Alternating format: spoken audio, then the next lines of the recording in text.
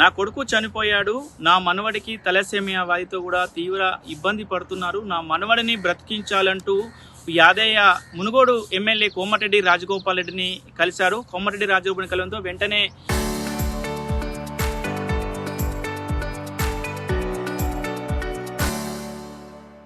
రాజగోపాల్ రెడ్డి కూడా నీ మనవడిని బతికిస్తానని కూడా హామీ ఇవ్వడంతో కూడా యాదయ్య సంతోషం, హర్షం వ్యక్తం చేస్తున్నారు. ప్రస్తుతం మనం యాదయ్య ఉన్నటువంటి ఇంటి దగ్గర ఉన్నాం. యాదయ్య కూడా ఆ నిరుపేద, మనం విజువల్లో కూడా చూస్తున్నాం, పశువుల కొట్టంలో కూడా యాదయ్య జీవనం కొనసాగిస్తున్నటువంటి పరిస్థితి కనపడి మనం విజువల్లో కూడా చూస్తున్నాం. ఒక పశువుల కొట్టంలో ఒక మంచం, ఆ మంచంలో కూడా ఎవరైతే తలసేమియాతో ఉన్నటువంటి జయరాములు అనే బాలుడు కూడా ఇక్కడనే కూడా తాతతో కూడా జీవనం కొనసాగిస్తున్నటువంటి ఈ పరిస్థితి కనపడి చిన్నప్పటి నుంచే జయరాములకు ఈ తలసేమియా వ్యాధి ఉంది. ప్రతి నెల కూడా డాక్టర్ దగ్గరికి వెళ్ళడం, హాస్పిటల్కి వెళ్ళడం, బ్లడ్ ఎక్కించుకోవడం కూడా వేల రూపాయలతో ఖర్చు కూర్చున్న నేపథ్యంలో కూడా అతను చాలా నిరుపేద, నా దగ్గర డబ్బులు లేకపోవడంతో ఎవరైనా అపన్న హస్తం అందిస్తారేమన్న ఉద్దేశంతో కూడా మునుగోడు ఎమ్మెల్యే రాజగోపాల్ రెడ్డి దగ్గరికి వెళ్ళినటువంటి పరిస్థితి ఉంది. అతను కూడా ఆదుకుంటానని కూడా హామీ ఇచ్చిన పరిస్థితి.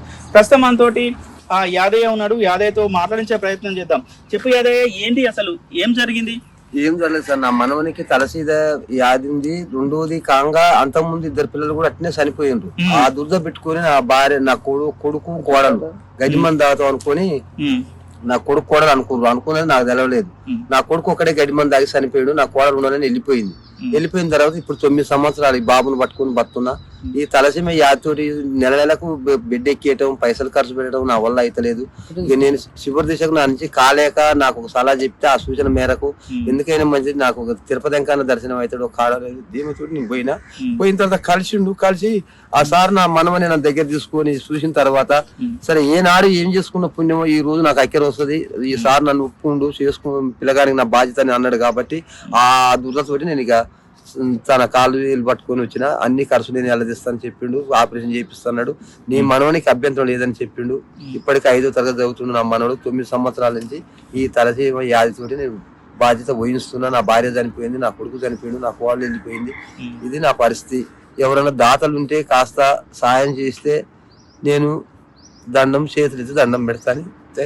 రాజగోపాల్ రెడ్డి సార్ దగ్గరికి వెళ్ళావు, అతను నీ మనవని నేను బతికిస్తాను, నాకు నీ బాధ నా బాధలాగా అనిపిస్తుంది అని కూడా సార్ చెప్పినట్టు ఏమనిపిస్తుంది సార్? అప్పుడు ఏమనిపించింది? అప్పుడు నాకు అనిపించింది ఒక దేవుడు సరే నాకు వైకుంఠ పదవి ఇక్కడికే దొరికింది, ఏనాడు చేసుకున్న పుణ్యం ఈనాడు దక్కింది అనుకున్నా సార్. నేను ఇది మాత్రం నేను యథార్థం అనుకున్నా.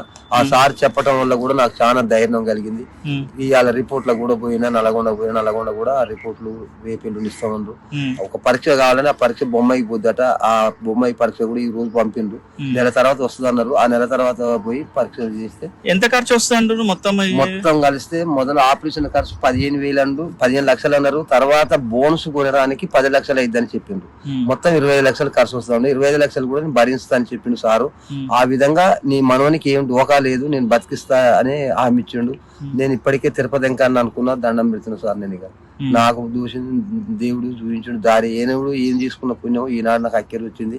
సార్ నాకైతే కలిసిండు, ఈ హామీ ఇచ్చిండు, నా మనోడు ఇక బతాడు అనేది ధీమా నాకు అనిపిస్తుంది. ఇప్పుడు ఏంటి మరి ఇక్కడ ఈ పశువుల కొట్టంలో కూడా మీరు జీవిస్తున్న పరిస్థితి ఉంది, సొంత ఇల్లు లేదా? ఎట్లా ఉంటున్నారు రాత్రి? మనకి ఇక ఇక్కడ ఇల్లు అంటే మనం వచ్చింది కొద్ది రోజుల క్రితమే అయింది. ఈ పెట్టుబడులే నాకు ఎక్కువ వస్తున్నాయి. ఈ పెట్టుబడుల వల్ల నేను ఏది కట్టలేకపోయినా, ఏది చేయలేకపోయినా, ఇక అప్పుడు ఇప్పుడు నా మనోడు నా బిడ్డకాడి పోయి ఇక్కడ దీని వస్తాడు. ఇక నేను ఇక ఏ అన్నా పెట్టినా పెట్టకపోయినా ఒక మార్చుకున్నా ఆదుకుంటున్నా. ఇది నా పరిస్థితి. ఇంతకాలం ఏది రాజగోపాల్ రెడ్డి సార్ కూడా మాట్లాడావు, నా మనవడే నాకు ఆస్తి, నా మనవడే నాకు వారసత్వం అని చెప్తున్నటువంటి పరిస్థితి. నాకు నా మనవడే ఆస్తి, నా మనవడే నాకు ఎక్కువ ఎకరాలు ఆయనే, అంతా ఆయనే, నా వారసుదారుడు ఆయనే. ఆయన ఒక్కడు బతే నేను వైకుంఠ పదవికి పోయినట్టు అని కోరుకుంటున్నా. దేవుని కోరుకున్నా, కోమటిరెడ్డి రాజగోపాల్ రెడ్డి కూడా కోరుకున్నది కూడా అదే. నేను ఇక నాకు ఇంతకంటే ఇంకా దైవం కావాలి. ఏం ధైర్యం చెప్పాడు ఇంకా రాజగోపాల్ రెడ్డి? ఒక్కటే అన్నాడు, నీ మనోని బాధ్యత నాది, నేను ఊహిస్తా, ఆ బాధ్యత నేను ఊహిస్తా, నీ మనోని బతికిస్తా, నువ్వేం బాధపడకు, అబ్బాయి గురించి నువ్వేం బాధపడకని ధైర్యం చెప్పిండు. ఆ రాత్రి జర నిమ్మలంగా నిద్రపోయా. నేను ఇక కలగొన్నా మెలగొన్నా నా మనోని మీద దేవుడు అటే ఉంటుంది. నాకు నీకు ఇంత ముందు తెలుసా ఇట్లా రాజగోపాల్ రెడ్డి సారు చాలా వారికి సహాయం చేస్తాడు, వైద్యం చేపిస్తాడు, చదివిపిస్తాడని కూడా ఎవరైనా చెప్పారా ఇంత ముందు తెలుసా? కొంతవరకు రాజగోపాల్ రెడ్డి సార్ కూడా చాలా మంచివాడు అని తెలుస్తుంది. ఆడికే పోయి వస్తానే ధీమాతో నేను పోయినా. పోతే ఆ సార్ కలిసిండు, అన్ని బాధ్యతలు ఒప్పుకున్నాడు. సరే అన్నాడు. ఆ తర్వాత నాకు ఇక రాత్రి అనిపించింది, నేను ఇక వైకుంఠ పదవి అందినట్టే, నా మనోడు బతాడు, నాకు అభ్యంతరం లేదు, సారు నాకు హామీ ఇచ్చిండు అనే ధీమాతోటి రాత్రి మాత్రం బుక్కాడు 5 ఏళ్ళతోటి బుక్కాడు అన్నది నా సార్ నేను గది. ఉమ్, ఇది నా బాధ. ఉమ్, ఆ సార్ దయ ఇక నేను కాదంటలేను. ఆ సారు అన్ని వేళ నేను చూసుకుంటున్నాడు కాబట్టి ఆ ధైర్యంతో నేను రాత్రి కంటిన్యూ నిద్రపోయినా. ఇది దేవుని దయ. రైట్, మనం చూస్తున్నాం ఎవరైతే తలసేమియాతో బాధపడుతున్న ఆ బాబు కూడా చాలా చదువులో చురుకున్నట్టు పరిస్థితి ఉంది. మనం రిపోర్టింగ్ చేస్తున్నప్పుడు కూడా ఎంతసేపు కూడా చదువుకుంటున్నాడు, రాసుకుంటున్నాడు. అతను అదే ధ్యాసలో ఉన్నటువంటి పరిస్థితి కనపడతా. ఒకసారి మాట్లాడించే ప్రయత్నం చేద్దాం. ఏం పేరు నాన్న నీ పేరు? ఏ క్లాస్ చదువుతున్నావు?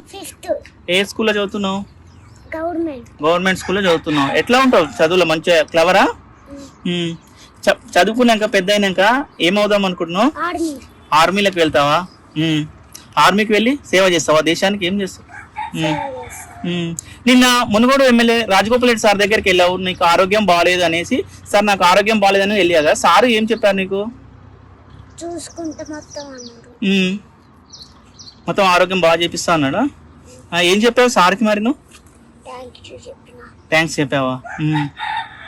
ఇంకేం చెప్పినావు? ఏమన్నాడు సార్? నిన్ను దగ్గర తీసుకున్నాడా? మాట్లాడాడా నీతోటి? ఏం మాట్లాడాడు సారు?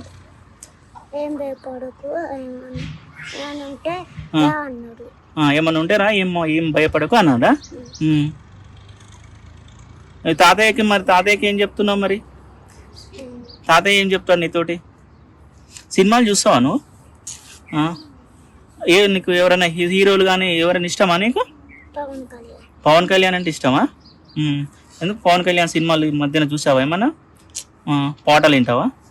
మరి ఎందుకు నీకు పవన్ కళ్యాణ్ అంటే ఇష్టం? ఎట్లా ఇష్టం? మంచిగా ఉంటాడని పవన్ కళ్యాణ్ అంటే ఇష్టమా?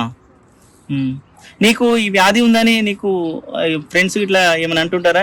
తక్కువ అవుతుంది, మంచిగా ఉంటుందని ఏమన్నారా? ఆడుకుంటావా నువ్వు మంచిగా? ఏమేమి ఆటలు ఆడుకుంటావు?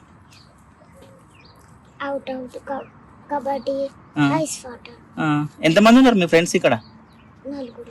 4 ఫ్రెండ్స్ ఉన్నారా? మంచిగా ఉంటారా వాళ్ళు నీతోటి? అన్నం ఎక్కడ తింటావు? తాత కూడా అన్నం తింటావు. ఇంకా చూస్తున్నా మనం ఆ ముద్దు పాటలతో కూడా ఎవరైతే ఉన్నారో అతను నేను దేశానికి సేవ చేస్తాను, నేను ఆరోగ్యం బాగా అయితే దేశానికి సేవ చేస్తానని కూడా చెప్తున్నారు. మనసుగా ఆ పరిస్థితి కనపడుతుంది. వాళ్ళు ఒకటే కోరుకుంటున్నటువంటి పరిస్థితి కనపడుతుంది.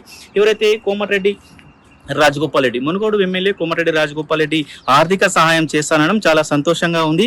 తిరుపతి వెంకన్న స్వామి లాగా మమ్మల్ని ఆదుకుంటాడని కూడా అనుకుంటున్నామని కూడా చెప్తున్నారు. మాకు చాలా సంతోషంగా ఉందని కూడా ఎవరైతే తాత కూడా చెప్తున్న పరిస్థితి కనపడుతుంది. ఇంకా ఎవరైనా దాతలు ఉంటే ముందుకు వచ్చి నా మనవాడిని బతికించాలని, మందుకు ఆర్థిక సహాయం చేయాలని కూడా వీరు కోరుతున్నటువంటి పరిస్థితి కనపడుతుంది.